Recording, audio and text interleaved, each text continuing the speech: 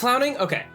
Clowning is like truly an art and like a craft. It's one of those things. This is also why I love cooking. It's one of those things that is artistry only if it's like crafted well. You know, like you can't like eat a bad burger and be like, yeah, that was art. But if you have like a really beautiful dish in front of you and you eat it and you're like, yeah, that can be an artistic expression. I think it's kind of the same with clowning. Like if you watch somebody like fail juggling, it's like, yeah, you just suck, man.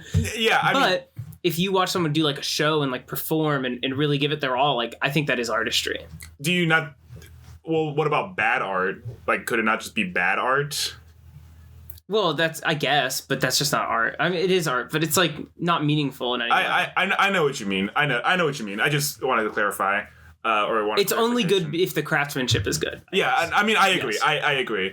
And also one of those cool things that's like very multifaceted, right? Like you have to learn a lot of different tricks, but also you have to learn probably a lot of clowns know like makeup very well. They understand like writing and they understand like wardrobe and like all of this stuff. Yeah, there's a lot that like goes into the art of clowning, even just like knowing how to present yourself as a clown. Like what we're doing in class right now is she bought everyone a clown nose, and she says that a clown nose is the smallest mask in the world. Which makes a lot of sense. Like a big part of like acting in theater has always been like mask work. Like, you know, a lot of like ancient like Greek like performances, a lot of like the choruses would have like masks. I'm in a theater history class right now. A lot of choruses would have masks, or like a lot of like Japanese theater, you know, they'd have like the big like mask that like similar like character archetypes would reuse. So having like a clown nose is kind of like, you know, like it's really small, but like it changes the entire like way you present yourself. It also changes just, I mean, obviously, but it just fundamentally changes the way you look. You look ridiculous now, which is a massive part of being a clown. Exactly. Right now, what we're like kind of focusing on in class is discovering who our inner clown is. Basically, she says every actor. I would go as far as to say every person inside of them has a clown, like a distinct clown inside of them. And that clown is like there for you. Like you, the actor, and also you, the audience. Like literally a clown's job is to try to get you to laugh as much as possible. And if they get like you laughing a little bit, they like try to do things to get you like laughing more and more and more. Like how like clowns will often repeat the same action over and over again until it stops being funny, and then they keep doing it even when it's not funny, and it reaches like that valley and it gets back up to being like really funny again. Like Among Us jokes. Yeah, exactly, like Among Us jokes. And so we did this exercise where like we're not allowed to see each other put the clown mask on, because it's supposed to be like you kind of like letting go of the shell that is like George and just becoming, it's very private and intimate, the type of clown that you are. And we do it like behind like a screen, like behind a screen, and we put the mask on. To be clear, this is you putting your nose on. Putting the nose on. I have discovered, I'm still like playing around with who my clown is, trying to discover things. My clown is he is caring clown, not Karen clown, caring clown, like the Care Bears. And he's there to make everyone feel like seen, if that makes sense. Like to let you know that it's okay. You can laugh, you know? Right. What are like ways that expresses itself? Well, the thing that we did was we had to come out behind the screen and like just look at every single person and do do whatever you want. You couldn't go up, you couldn't like touch people, you couldn't do anything like that, but you had to make everyone feel seen. And for the most part, that was just like looking at every individual person and like feeling sad. But the way that like when I came out, I like looked at the first person and I saw like how each individual person was sitting on the floor. And so I instinctively was like, I want to sit like you, you know, so I could like show you that I see all of you. And so I had like one person was like kicking their feet like, you know, back and forth and I mimicked that. Some people would like have their like hands up to their face and then they start laughing and I pretend to start laughing. It was just like, I don't know. One person was like hella just like chilling. And so I did that and I was like, I don't care. I'm like you. I don't care. You know, it's just like, I don't know. I'm not like, and the reason why I felt like he was carrying a clown was because Instead of like bully clown. Yeah, bully clown. There were a lot of sad clowns. You know, sad clown is one of the most popular archetype of clown. Yeah. I wasn't Joker clown. You know, I was Karen clown, and I felt that because like we did a lot of exercise, and then like I put the clown nose on, and like the breath from my nostrils like went into the nose and like came back out and like cooled me down, you know, like through like through the weird. Yeah, I don't know. I think it was because I was wearing the nose wrong. Well, probably, but that's kind of cool, I guess. But it I felt so comfortable with like the clown nose on, which is a little bit lame to say. God, I put the clown nose on and it just came so naturally. But like that's what happened. I was like, I feel great. I feel cooled, and I was like, I want to share that love to the people in my class. So yeah, that's what we're doing. We've only had like a couple of classes where we juggle and we wear the clown nose. We've like played games. But I don't know, man, like since being here, there's been one class that I've been like hoping and wishing to take. It's a little class called buffoonery, Forrest. Oh, George, I mean, it's just perfect for you. Oh God, I'm such a buffoon. I'm such a fool. In a good way. In a fantastic way. Buffoonery is just a class that like speaks out to me. You know, it's very heightened. It's very foolish, but like there's a level of self-awareness that also like comes with that you absolutely need in order to like be a proper like clown, to be a proper buffoon. And like my teacher was like, yeah, like I teach that class. You could take it at some point. So I would be like secretly like twiddling my thumbs, like waiting for my chance to take it. And it was supposed to be junior year, Forrest. Right. It was supposed to be junior year. But I brought up this buffoonery class, and the teacher for movement, which is a different teacher, piped up and was like, "Oh, George, you didn't hear? That class is gone." No. And I like really? I whipped my head around like, and she was like, "Yeah, but we're doing a buffoonery movement now. That's what the next like month is gonna be." And Forrest, one of my friends came up to me afterwards and said, "George, I have never seen anyone that visibly upset in a long you've been talking about that class for like 2 years."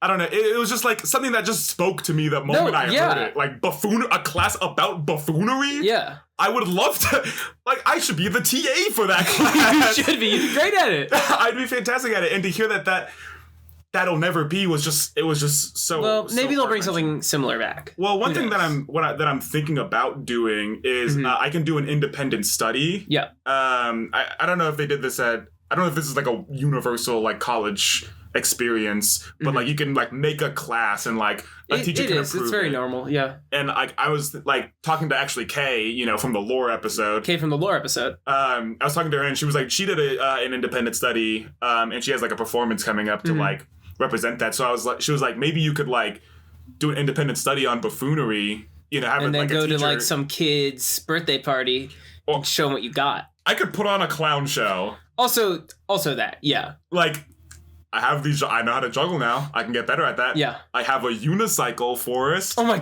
God, you do. That I do need to learn how to ride, or else that would have been $20 down the drain. Extremely cheap for a unicycle. I mean, prices are soaring these days. Yeah, it's inflation, like bike inflation or unicycle inflation. Cycle inflation. It's absolutely crazy. If you will, yeah. Yeah, so that might be something that I might explore. That'd be super cool. My senior year, because I don't know, I just like... I don't know. It just would be cool. Do you have a clown school near you? I don't know if there's got to be one. I mean, in Richmond, probably somewhere. Probably one in Richmond. Is like, okay, I keep hearing stuff about like clown college or like clown school. I don't really know what that is. Well, you know, my father almost went to clown college instead of real college. Really? Yes. He grew up like going to Ren fairs and stuff like that. Like, as did I. Grow up going to like Ren fairs and stuff like that. And you're really exposed to a lot of buffoonery. Like a lot of like sideshow-esque things, like circus freaks but also like traditional clown stuff for sure. Like, you know, juggling all those tricks, the balancings, whatnot. And it just becomes like very common. At some point, you're kind of like, this could be like kind of cool. And so I think that was his thought process. He was like, yeah, it'd be cool to like learn how to do this stuff, but he never went through with it. But like, he had shows at Ren fairs and stuff like that, and we have like family friends that do like circus sideshow stuff. At one point, he was really into getting me to learn how to eat glass and like spit fire and stuff. Oh, really? Yeah, I should have taken those classes, but I didn't. That would have been really cool. I know. Our family friend Mab was like was offering to give classes to people, and he was like, "You should really do this," and I was like, "No, I'm 14." Oh, yeah, that makes a lot of sense. Yeah, I know. Like, I've seen like the mechanics of like sword swallowing. Sure. You know? Yeah. So, like, I don't know. The act of like clowning is one that's like it's going out of fashion, but like objectively, it's. But clowns are in fashion. Mm-hmm. Clowns are in. Absolutely. In what way? What are you talking about? People love to be clowns these days. What's up with that? I have a bone to pick with this shit. Okay. Why do people go around dressed up as clowns now? Like in what way? Like in day to day. Oh! You mean like the fashion like? And then they're movement. like, I'm just such a clown. I just identify with being a clown. But all of them are the least funny people I've ever met. I mean, they don't. You're not like doing clownery. You're just like dressing up. You're stealing. That's stolen valor. They don't know like what it takes. Like they don't know what the fuck leading with the nose means. No, they don't. I know what leading with the nose means. I barely know what that means. I gotta be real. I mean, I think like. They like the aesthetic of clown, like being a clown, like having the white face paint with like, you know, the little like red nose and like the painted on smile. Like I have a friend at VCU. Her name is Shart Chan. A lot of people would be very familiar with her, who does like a lot of like clown stuff. I actually want to get her on the pod one day if possible. And like she's a DJ and she has like a ball pit that she'll like take to all of her functions, and then like that's very different, clown-esque in nature. That's very different, and she wears a lot of like clown accessories. Like she'll be like, I hate to use this phrase, but she'll be like very dark gothic clowns sometimes. Well, that is the type of clown that's in. It's never like birthday party clown. It's always like dark gothic clowns, which is a shame. I mean, they're kind of birthday the party of society. I know birthday party clown deserves it. Yes, but no, I just don't. I don't understand why there's so many people who are identifying with like clownery, but not actually identifying with clownery. Yeah, it's like everybody I know that does that is like not really super down to be a clown. They're just like, I identify with what their idea of being a clown is, which is I personally don't know what their idea of a clown is. Like being a little bit silly and having like a white face. Yeah, but can't you just say that you're a goofball? Can't you just say you're a goofball and then like the white face, the makeup is like not the problem. I don't care how they look. It's not that. No, usually I think they look very cool. Yeah, often I do think it kind of is cool. But also I don't understand it. It feels a little bit like, you know, as a clown myself, it's like a little bit of cultural appropriation. Well, that's what I'm saying. It's like still, as someone who's been around like genuine clownery for my entire life, what a fucking crazy sentence. But it's true and real and I'm sticking with it. As someone who's been around genuine clownery for my entire life, I feel as if it's stolen valor.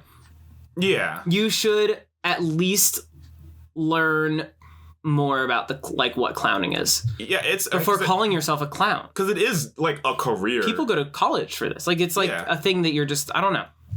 No, I know exactly what you mean. It's just like I feel like there's like a triangle for us, right? There's a class system, and at the tippity top are like clowns or jesters, clowns and jesters. Yeah.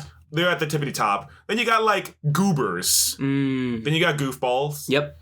And you got silly little guys. Silly little guys that low? Yeah, hey, listen. Like, we love them to death. People fuck with silly little guys. But I guess it's because they're kind of, like, theirs to enjoy, which would put them low. Then you got, like, monkeys, you know, like people who engage in monkey business and horseplay. Oh, of course. Then you got fools. Fools. Oh, yeah. Then you got Joe Schmoes. Oh, just don't even bring them up. And then you got party poopers. And then at the very bottom are buzzkills. Forrest. Yeah, this is right when you thought it couldn't get worse. Yeah, when you thought it couldn't get worse than the party pooper, you got the buzzkill. Yeah, you got a buzzkill. You got a buzzkill coming in, killing everything. Yeah, they're not even going to flush. That's the thing. Party pooper learned to flush. Buzzkill, no idea.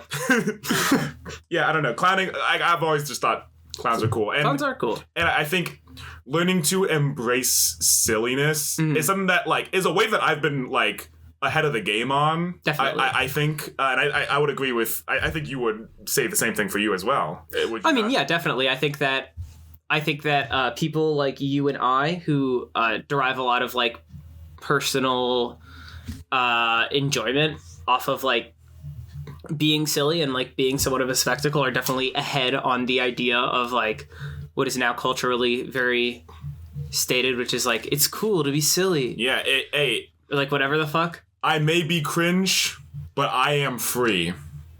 I may be cringe, but I am free. Am I right or am I right? Can I get an amen? So yeah, I just think that it's cool to like, I don't know. I think it's cool to like embrace your inner silly or your inner like whatever. It's just like doing what you want. Yeah. And enjoying it. Especially just going to class and being like, yeah, today you're just gonna be silly. Yeah. For 2 hours. Today's my moment. At 9 a.m. My moment to be silly for 2 hours straight, and all of you guys have to deal with that. You know what's very interesting for me is that like the class started off like at the start of every class you're gonna learn how to do a headstand and like classically how to do like a handstand and like launch yourself so that someone else catches you so that you can do like a headstand. Yeah. To like, all right, now you're gonna be a clown, and it's like I don't know, it's just beautiful. And that's it all like every like. You're essentially in trade school right now. Like whether you know it or not, you're basically in trade school. That's like when I go to culinary school and they're like, okay, today we're gonna teach you how to julienne an onion, and then in like flash forward like 5 weeks, they're like, okay, and so this is the science behind making like here's what a globular molecule is, and here's why when I mix egg whites, ground meat, a certain percentage of acid and salt together, and then I boil it in stock, all that stock becomes clear, you understand? And it's like, dog, we were cutting onions a little bit ago, right? I still had to cut the onions for this. Yeah. It's cool though. It's a cool feeling because it's like everything builds on each other. It's absolutely beautiful. Forrest, what's going on in your life? You've been hectic. My life has been hectic. Your life has been hectic. I've had quite the week. I'll say it. In a good, I mean, it's good. Yeah, I like it. You like being busy. Nothing wrong with that. I think that this week, all right, everybody, strap in. Thank you, George. Nobody else did. This week, we'll start from Monday. Right now, it's Wednesday, but I'm going to pretend as if I've gone through my whole week. I mean, I'm sure to you it probably felt like a week. It's felt, yeah. Monday, Forrest, that's me, has to get up very early because I'm going to Thanksgiving in New York. I'm currently in Virginia, and I have to cook for it.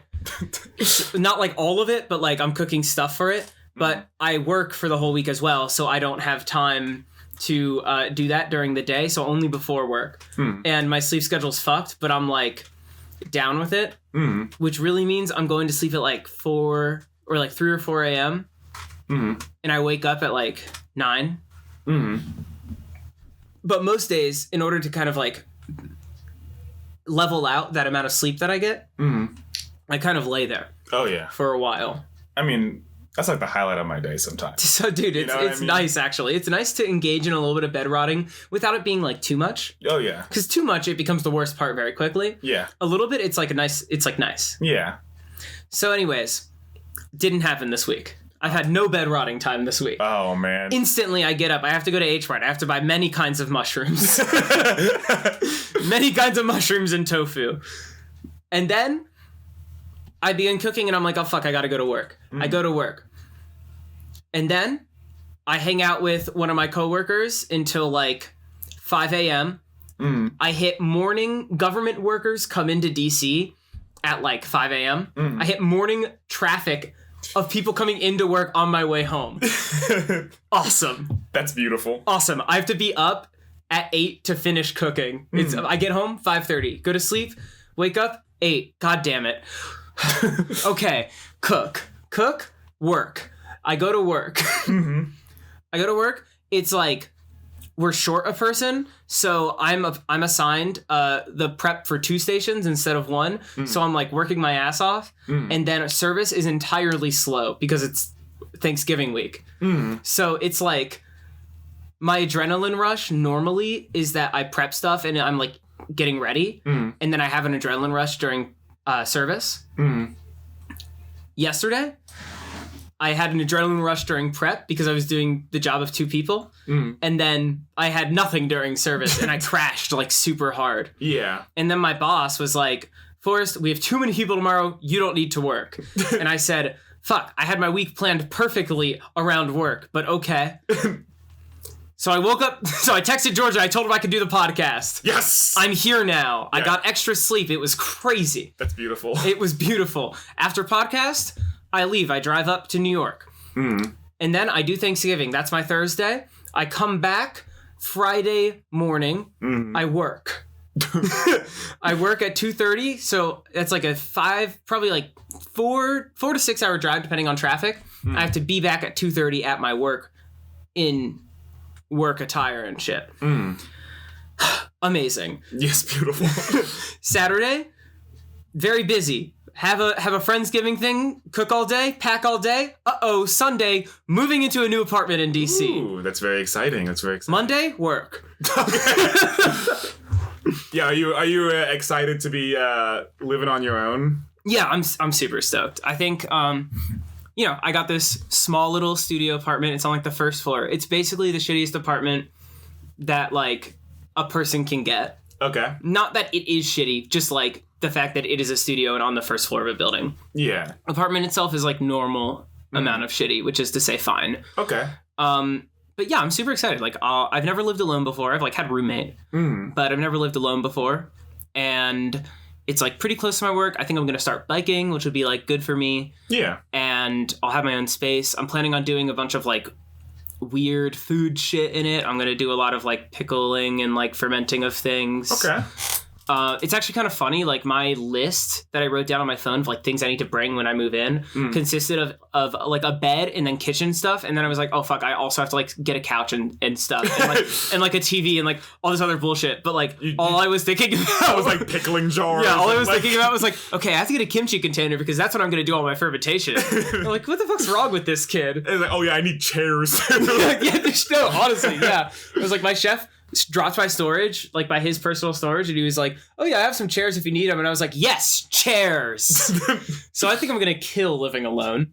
I mean, it sounds like you're gonna be like doing a lot of work, maybe not a lot of play at home. I think it'll be good. Like I'm super excited, and like decorating will be a long process, but it's like stuff to do when I'm off, which is nice. And then my week after isn't even like, because then I'm just going to be unpacking and like putting things together in my apartment like crazy and working. Yeah. And then December 10th, I fly down to Miami. New tattoo. Fly back same day. Very exciting. Very exciting. What are you getting? I'm extending my brushstroke tattoos to the under forearm as well. So I'll have a quarter sleeve. Oh, very cool. Very cool. Technically. I guess it feels weird to call it a quarter sleeve because it's not like my skin is like very visible. Yeah. But like technically I guess that's what it is. Mm-hmm. So that would be cool. I'm very excited for that. My life is basically just working, and then when I'm not at work, I like think about work. Mm-hmm. But in a way I really dig. Yeah. I mean, you're in a great spot right now. You have a very steady career. Yeah. And I just signed a lease for a year, so I'll probably only stay in DC for the next year and then go somewhere who knows else. Hopefully. I really want to go to Seattle. That's currently top of my list. Everybody I've ever talked to about Seattle says that I specifically would love it. That's very dope. Is Seattle? No, I'm thinking about Chicago. I was thinking about which place has the hot dogs. Is that Seattle? Oh yeah, that's Chicago. That's Chicago. I think. Well, truthfully, like everywhere has hot dogs. Don't even get me started. And I mean like countries. Like the hot dogs are big worldwide. Do you like hot dogs, Forrest? Tough question. Yeah, I know. Right? That's why I'm asking. It's like, I really like sausage, which is not an answer to what you asked me. I think that hot dogs are good situationally. I would never like sit down and be like, I am going to eat a hot dog. I almost never order one. However, I'm at like a barbecue. Yeah. I'll almost always go burger. But I'll do a hot dog. Yeah, I mean... Or when I was in Chicago dog was good. And like when I've traveled like to other countries and stuff, like when I was in Copenhagen, hot dogs there were pretty good too. But they just treat them differently. Like every country has a vastly different take on hot dogs. Yeah. It's very interesting. Yeah, I guess I've had a very complicated history with hot dogs because, like, I don't know. I used to fuck with hot dogs. For sure. You know what I mean? Like hot dogs is just a good food to have like in stock, you know, like especially for like, you know, my parents who like had to feed 3 kids. Oh yeah. You know, like getting like a whole pack of hot dogs and just like making like 2 of them. And they're easy. Yeah, they're easy to make. Like I could make a hot dog. Yeah, you don't even really like most of them like they're pre-cooked. Like you don't even really need to cook them. Yeah, but then like I don't know. I used to have this like thing where I was like super afraid of like eating food because I was like I might choke to death. Sure, you know, classically. So like for like a good like year and a half, I was like, man, I gotta stay away from hot dogs. Everyone in like TV shows, they always choke on hot dogs. Right. I gotta stay the fuck away from hot dogs. Well, I mean, that's like a warning, probably. So. Well, it was like I was super afraid of eating like most foods. Yeah. You know. And then my dad was like, well, you don't have to worry about most foods. You just got to worry about like hot dogs, shrimp, and steak. Then I went, okay, I'm not eating any of those things. Yeah. I mean, I guess that's net good, but kind of crazy. Yeah, just like, so then I was like super anti-hot dog, which is actually, now that I'm talking about this, I remember my favorite food used to be chili dogs. That's because I was... Yeah, that makes so much sense. Okay, fuck you. But no, I used to like, what is it? I used to be really big into Sonic the Hedgehog, which is why I was like super into chili dogs. And we used to go to 7-Eleven a lot, so we get like... I get like the hot dog, you know, put it in the bun, and then I go over to the nacho dispenser and like dispense the like disgusting like doo-doo slop. But it's disgusting in like a really nice way. Oh, I remember just fucking loving it, and I like put like the chili and then the cheese on top, and then like going into the car and just like fucking smothering that hot dog hole. It was like I loved it. And then my dad said you could choke on these, I guess, and I went okay. Why would he say that? Well, I mean, it was. That's not what he said. Oh, okay, I see. But like I then I was like I have to avoid hot dogs at all costs. And then like when I finally grew out of that, I guess when I came back to it, I don't know. I found them gross. You know what really put me off of hot dogs for like a while? What? Was when we filmed the movie. The movie? Do you mean or no, the that Halloween one? Sorry, the Halloween special. Yeah. And hot dogs were heavily involved in the Halloween special. Your bit, by the way. I know. I stand by it. It was fucking hilarious. Oh, it was amazing. I mean, it was just Justin having a lot of hot dogs, right? Yeah. Yeah. But man, I didn't think when we were writing that, I didn't think about how awful that would be to execute. Yeah. We had so many hot dogs. I think I went to Giant and bought the cheapest pack of hot dogs, which was like 40 hot dogs for like $10 or something like that. It costed out to like 25 cents a hot dog. Especially since like low key, we ate most of those hot dogs like a little bit raw. You know, like we cooked them in the microwave, which is like they were pre-cooked. Yeah, but they're not like that's not the ideal way to eat a hot dog. So it's a little bit disgusting. What's your ideal way to eat a hot dog? Are you because like in Chicago they do like the char dog where they like really burn it, you know, or like some people are like boiled with a little bit of the water. You know, some people are. I guess for the most part, I grill. Quotation marks, aka I put them in my Foreman like grill and kind of like put them on there. It's not like really grilling, but it's like it's the same thing. I guess like for most of my life, my parents made them like boiled. Yeah, you know, like they would boil them, they cut them up, put them in mac and cheese. Yeah, there you go. I will say, hot dogs as an ingredient. Much better than hot dog the food. The standalone like like dish. Whenever I have like Filipino spaghetti, I don't know if you've had Filipino spaghetti. Yeah, we went to Jollibee's? Jollibee's, yeah. You and I went to Jollibee's that one time and got like we got like 6 things. No, whenever you go to Jollibee or whenever I take someone to Jollibee's for the first time, I'm like, this is gonna be way too much food and we're ordering it all. Yeah. That was beautiful. And it's way too much food and it's so delicious. Oh yeah.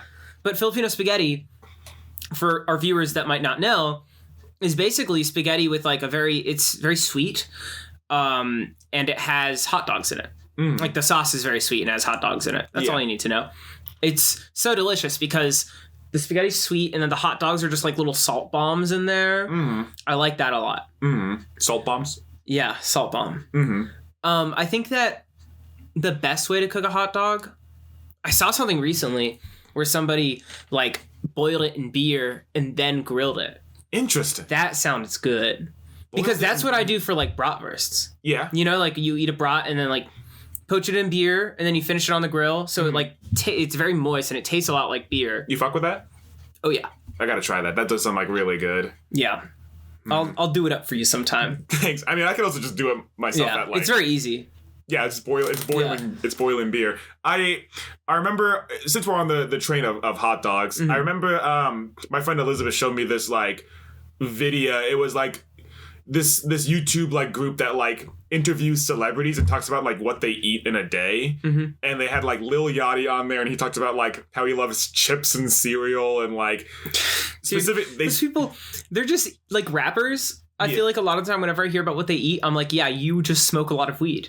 Yeah. Like, you just smoke a lot of weed, and you have like the best high snacks. Oh yeah, because you have infinite money. Oh yeah. Did you ever like try those rap snacks?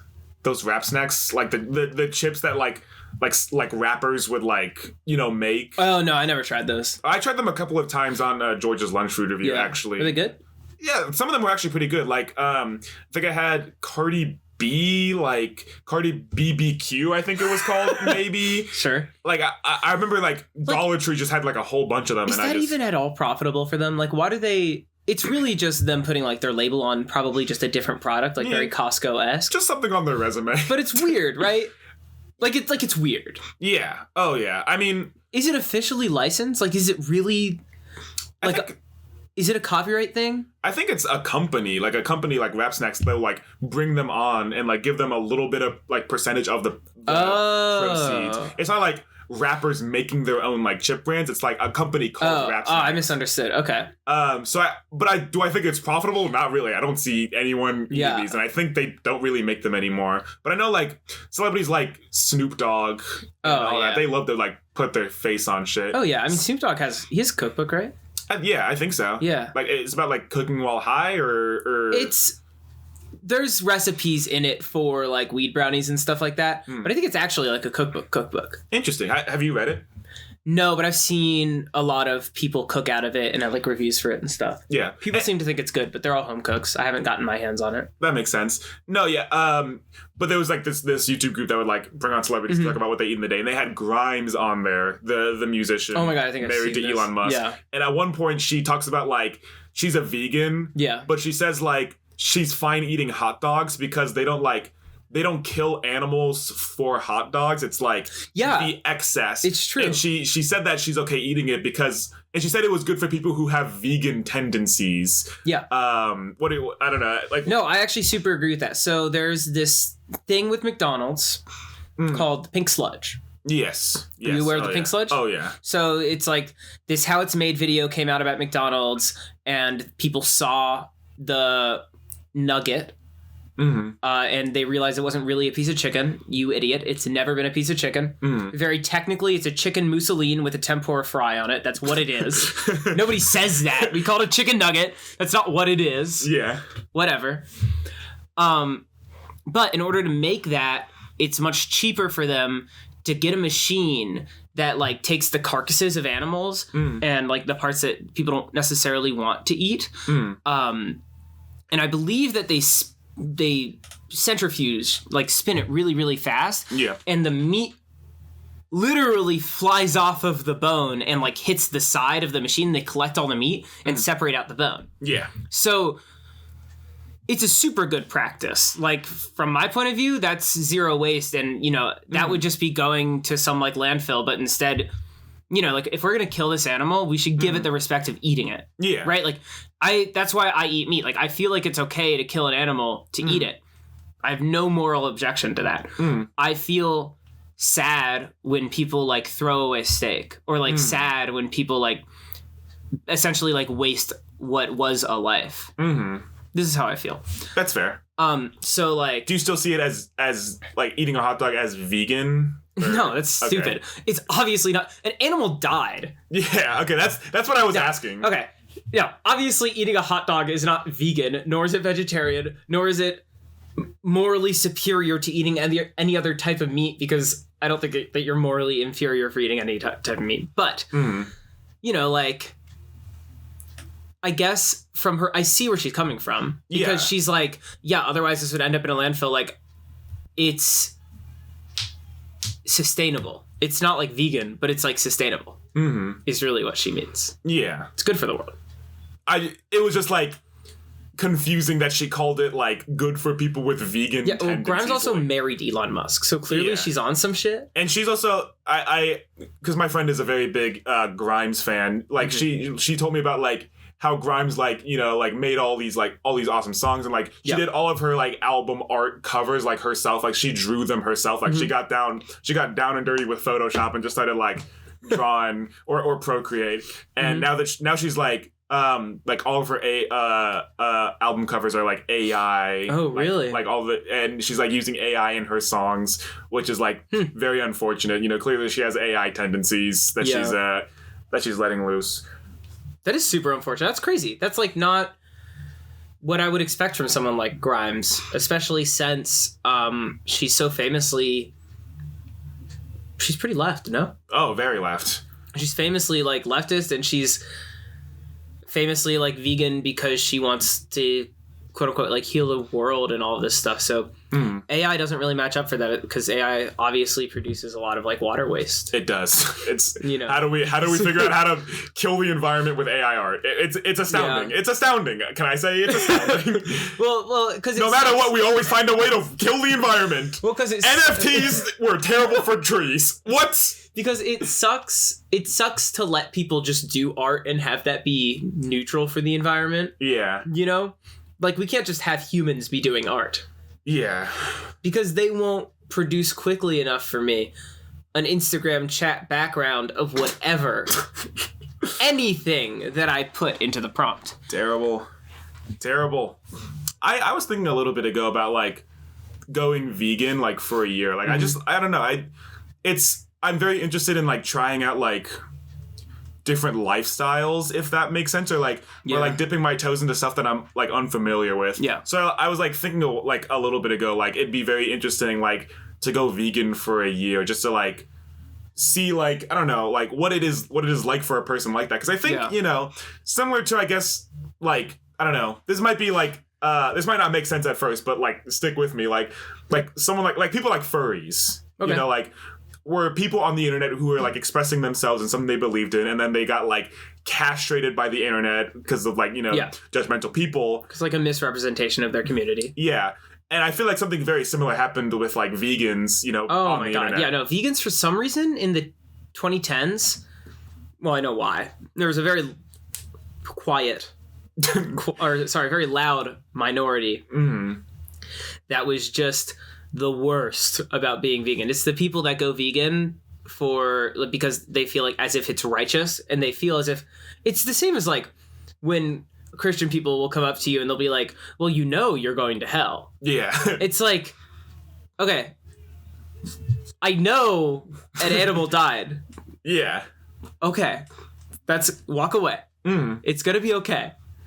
But I think veganism itself is super cool and like is a great movement. And although there's a lot of misconceptions about it being like healthy, it's not necessarily healthier.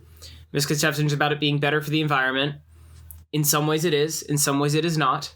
In many ways. I think in more ways it is, though. Yeah. Because of like, you know, methane, like reproducing cows and like... Oh, yeah. All that. But, you know, like the way that most professionals will not suggest everybody goes vegan. Most professionals will just suggest that like we start incorporating a lot more fish into our diet. We really, really cut down on the amount of red meat in our diet. Oh, yeah. You know, stuff like that. Like, personally, I've made those changes. Like, steak for me is like, well, it's a little weird because I work in a restaurant. I don't, like, control what goes on the menu. So, like, I can't, like, make a statement about, you know? Yeah. But there's, like, steak in the restaurant. Yeah, if there's steak in the restaurant, someone's cooked steak, I'm going to fucking eat that. Like, fuck. But, like, in my personal life, like, steak, very rare. Like, as in, I have it very rarely. Or you like your steak very rare. Or, you know, like, I eat a lot of, like, fish and like stuff, or a lot of veggies. Like I cook a lot of vegetarian food at home when I'm cooking for myself.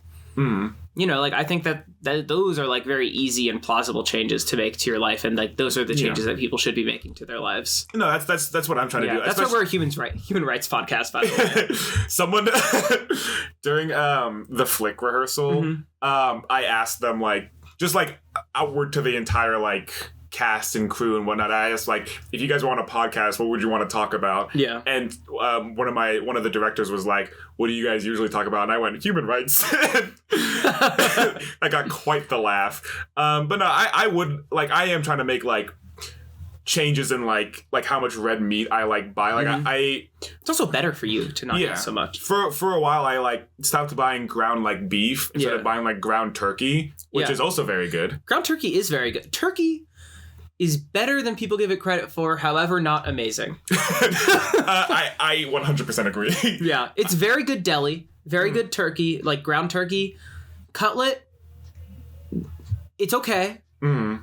Not better than chicken. No. I mean, chicken's like... Whole roasted, it's bad. Yeah. You have to do so much work to make a whole roasted turkey good as opposed to just like a smaller bird.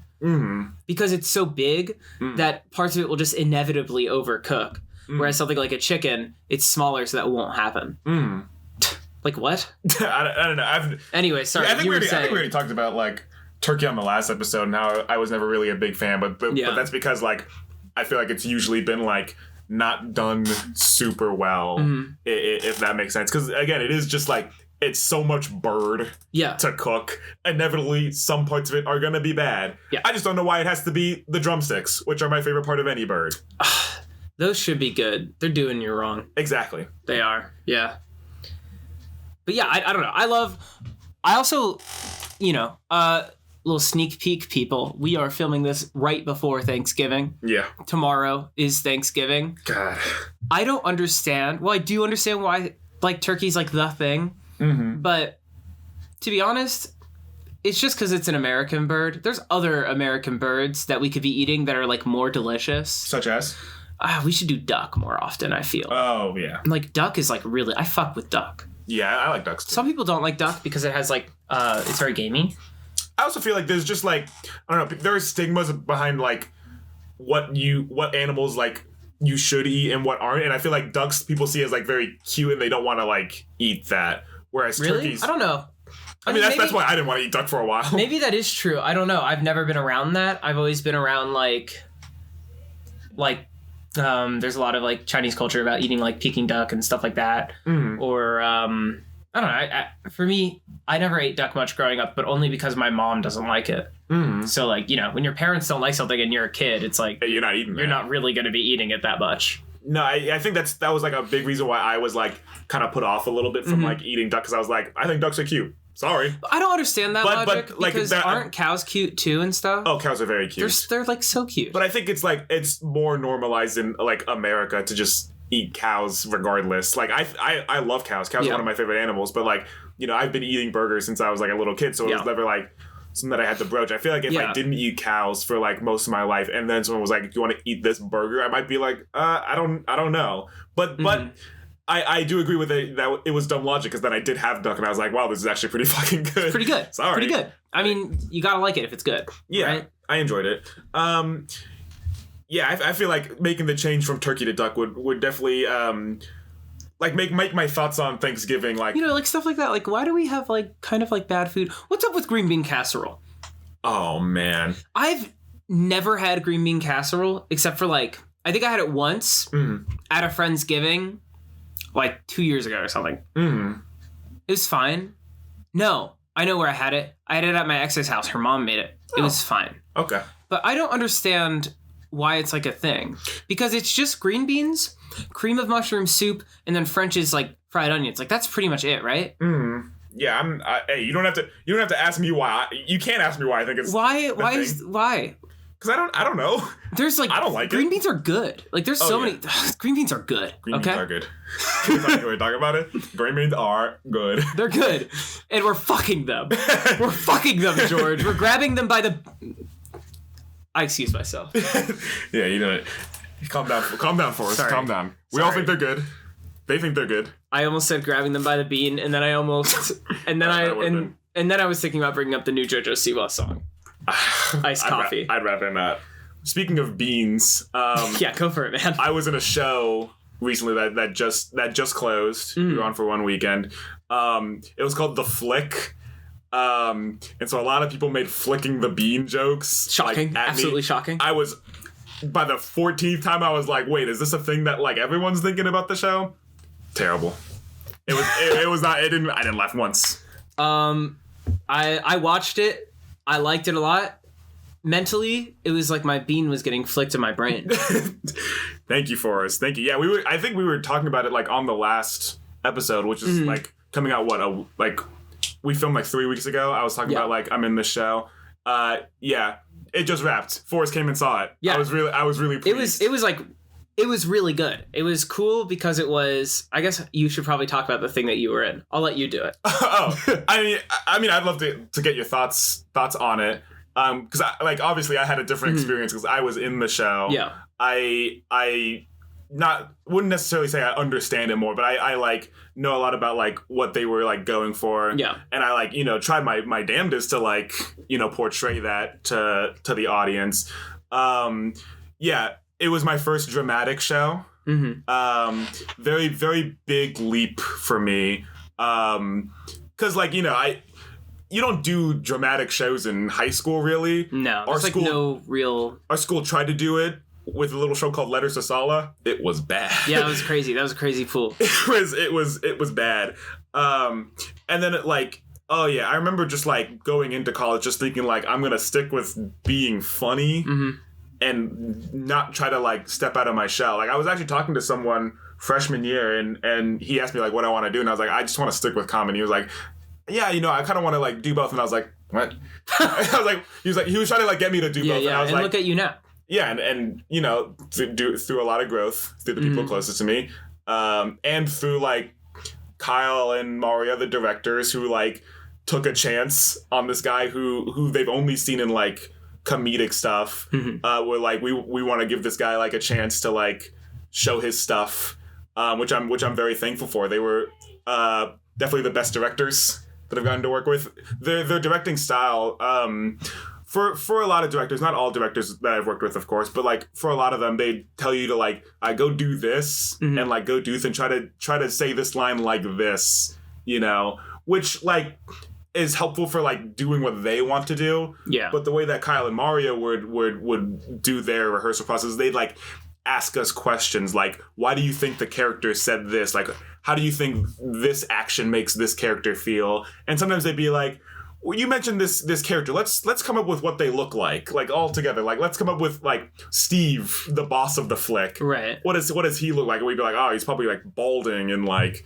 he probably has a beer belly or something. Yeah, and now I know like how it would feel to talk to this person. Now when I say like Steve Bosco, I know like it sounds like you're talking about a person. Yeah, instead of just saying a name. The Flick, for the uninitiated, is a show about these 3 movie theater employees and kind of just like the month or so that this one guy works there and like all the different things that kind of like go on. It's like it's a hyper realistic show, which is again like not anything I've ever done before. I do a lot of like heightened, like very absurdist like shows.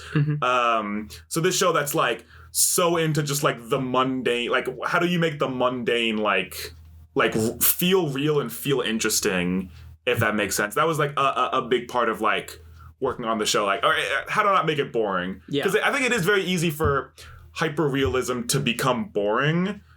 I don't know if.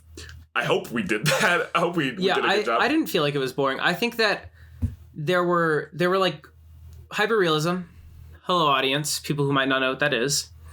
It is a style of theater in which like you are gonna sit there and like watch this guy sweep for like 20 seconds at a time. And it's because in most shows you watch something or perform something and it's like bam, bam, bam, bam, bam. But obviously that's not normally how like human interaction works. Normally when you're interacting with a human, there's like natural pauses and there's like people need time to think about something and they need to think about like how they're going to retaliate. Maybe for a second they don't hear you. They say what? They stutter.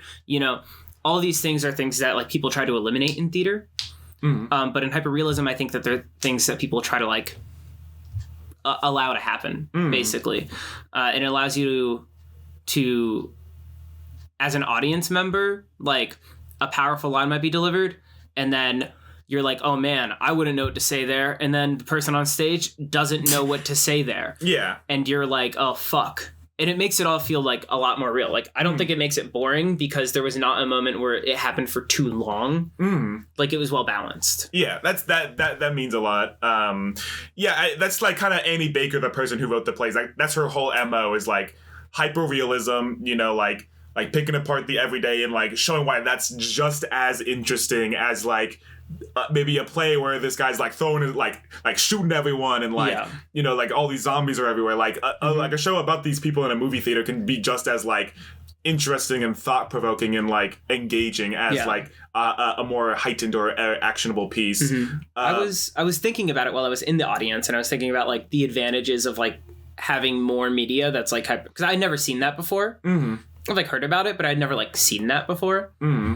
I was thinking about like the advantages of stuff like that, and I feel like a lot of people are not particularly comfortable like sitting in silence with another person. Yeah. Like when they're hanging out, they feel like there's this like constant pressure to just like talk. Dumb. It is dumb. And like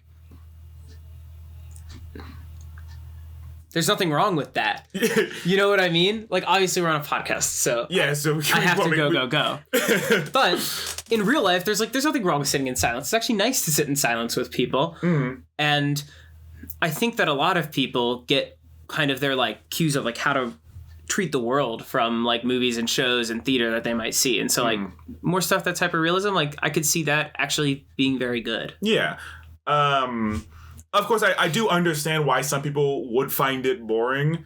Like, I was talking to someone recently, actually the same person who I talked to about, like, not wanting to do, like, serious stuff, mostly because I didn't think I had the ability to. Yeah. And he was like, yeah, he just thought, like, theater was a place for, like an excuse to play and be big, which is, like, fair if that's what you like, whatever. But, I mean, I just think it's as interesting. I think it was totally for me, like, somebody who loves like surrealism and like absurdism and stuff like that. I also really, really like when media is like extremely real. Yeah. I like these two extremes of things. I'm iffy on the middle. I like the middle's a little bit confused. The middle's like, what are we doing here? Yeah. The ends of them, I'm like super down. And I think that like, I don't know. I think that theater is a place to play a lot of the time. But I think that when you're addressing things that are very serious, like this show, your show is a very serious show. Like there were a lot of things addressed. There was a tear in my eye at one point. It was really, it was like, it was a very heavy show to watch, in a way that I think is like super good.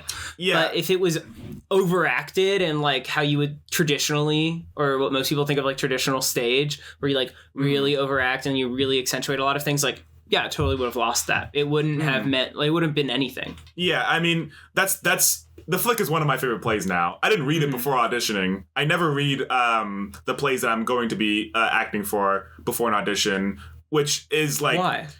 Because if I don't get in, I still want to see the show and, like, experience it. I see. Or if I do get in, I would like to grow along, like, with the script, if that makes sense. Like, I think it's... I have, like...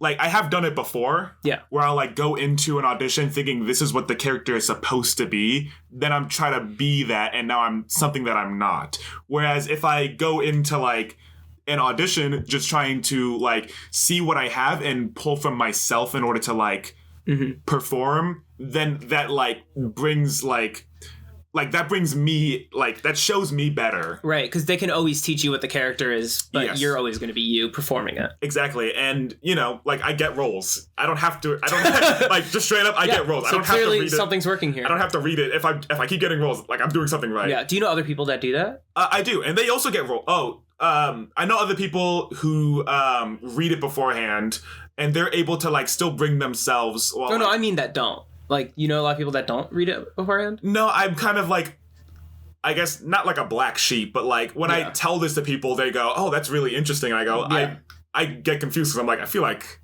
I thought everyone else was in the same boat as me. No, I feel like that's right. Like, for me, if I was to audition for something, I would feel more comfortable going into the audition, just like knowing, like, what I'm getting myself into. I mean, To what extent do you, like, research the show then?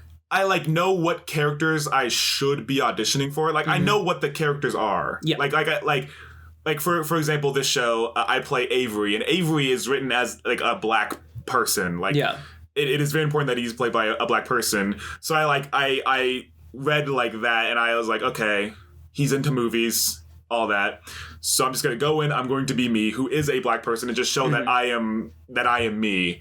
And according to insider sources, they were very proud of the like audition that I did. Well, that makes sense because you got the role. And I got the role.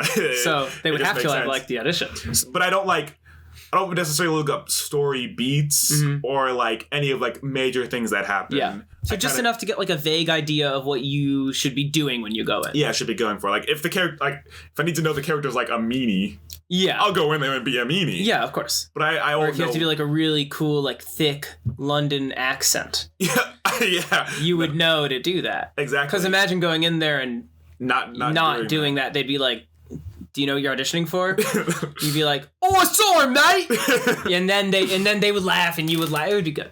Yeah, but this show, I'm sure I already put trigger warnings at the beginning of this episode, but there was a lot of like, heavy stuff that just drew me in more. Like I didn't like have to pull anything from my own experience, but like, he talks about like living the rest, like being worried that he's going to live the rest of his life as like a depressed, weird guy, which like, I definitely understand like that fear of like not being able to like grow past like that.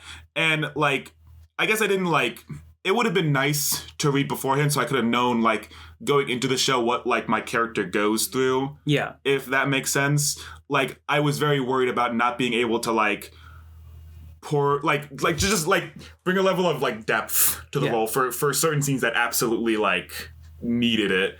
But I think I pulled it off. Yeah, I think you did super well. I think that also like while we're talking about the heaviness of the show, like the way that the show handled it all was extremely human. Yeah. In like an almost creepy way that like you don't see that much. Like, oh no. There was like a depiction of like sexual assault, kind of like definitely it was. Yeah. But it was not addressed as that at all. And if you are somebody that is like of like a different generation, you like probably wouldn't think that it is, right? And the way that it's addressed by the characters is just like they're like it's two people who are sorry when in reality it's like that's like not how that should be. Yeah, but that's often how it is. Like that's often it feels guilty on both ends, unfortunately. And like I was talking to the directors, and like one of the big reasons why they like chose this show specifically was because it like both the directors are black, and so like there's this like black person who's like expressing so much like vulnerability when like black men famously aren't like that's not your role in society. it's that's not like what we do, and it depicts like a black man getting assaulted, which is like so like uncommon. Which like happen. Well, it's not. It happens all the time. In the media, like but it's not portrayed in the media. It does happen all the time.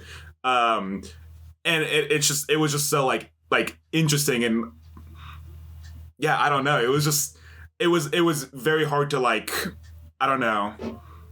I really put a lot of myself into the show, and I'm very proud of the work I was able to do. Yeah. Especially like people talking to me after who have seen me like in other stuff and been like, didn't know you, like you should be very proud. Like we didn't know you had it. I will say it was like very different from seeing you on stage normally when I've seen you on stage. Yeah, I think the last time you saw me on stage was like the SpongeBob SquarePants musical. True? I think that is true.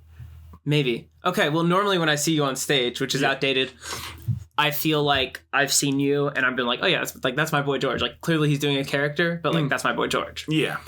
I didn't have that this time, which is I think a great testament to your acting capabilities, where I was like, it's actually a really weird experience. I'm sure that you're familiar with it because you have friends who are actors. Yeah. But like you watch someone who's good at acting that you know super well, and you're like, okay, that's the guy that I know super well. And you're acting nothing like that guy. Yeah. Yo. And then there's like little things and I'm like, that was a Georgism. I caught it. but only because I can, you know, or like, or you'll like deliver like a comedic bit, and I'm like, that was because he's George. I got there. But I mean, that's still like. But that's different. Yeah, it's still like you always have to bring yourself to every role. So like saying a line like you know, like that's just what I do sometimes. Yeah. You know, there's nothing wrong with that. But yeah, I loved working on the flick. Everyone who was a part of that show. I think some of them are definitely going to be listening because they asked if I was going to talk about the flick on the pod, and I went, oh, definitely. Oh, sweet. Yo, what's up, guys? So, y'all killed that shit. Hey, if you guys like just skips to the flick section of the YouTube video, please go back. Hey, go back. Also subscribe. Hey, yo, 60% of the people who watch aren't subscribed, and 100% of them aren't leaving comments. What the hell's going on? So come on, guys. Hey, listen, Jose, drop a comment, please. I know you will. I know you got me. Jose, I mean, obviously that guy's gonna do it. But yeah, also the way that like, obviously the sexual assault was like well handled and very human, but also just like. Especially your character and the other guy who was training you, and the other actually it was all very good. Yeah. I was gonna say that I think like the way that watching all of the people on stage like process emotions. Obviously, you're on stage, so you're not doing it in your head; you're doing it out loud. And watching like the thought process of the emotions was very interesting and very like.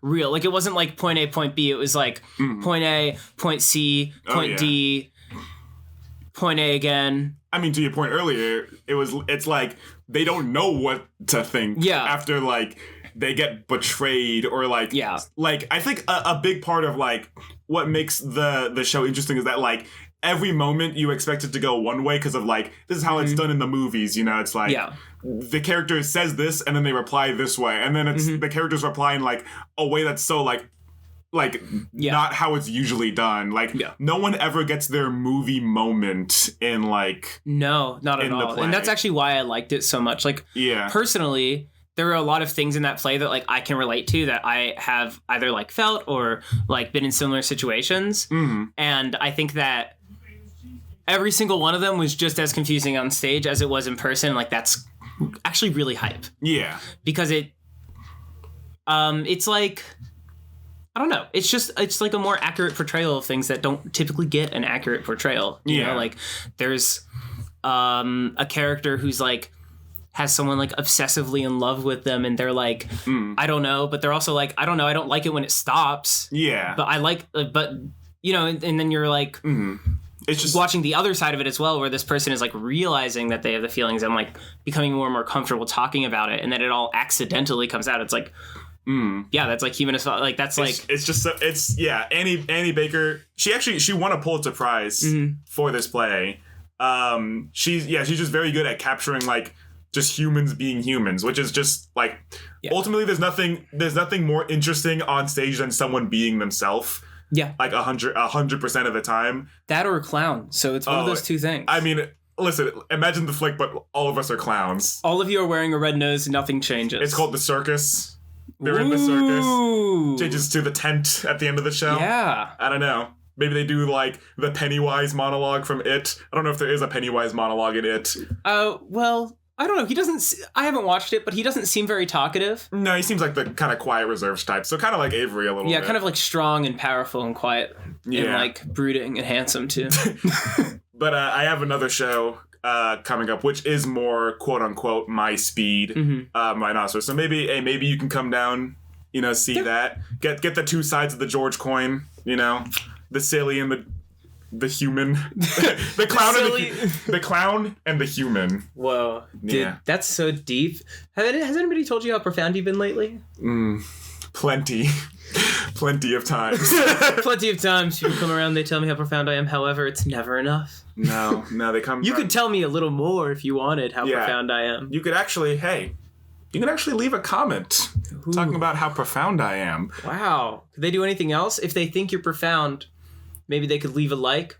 Yes, they could. And if they think that I'm profound, they could also leave a like. You're not allowed to leave dislikes. No dislikes. Please. You can also comment down below if you prefer profound Perry. Or a profound pumpernickel over here. thank you so much for watching today's episode of the Obligatory Podcast. Of the Obligatory Podcast. If you forgot. Of course. And as always, we'll catch you on the flip. Bye-bye. Bye-bye.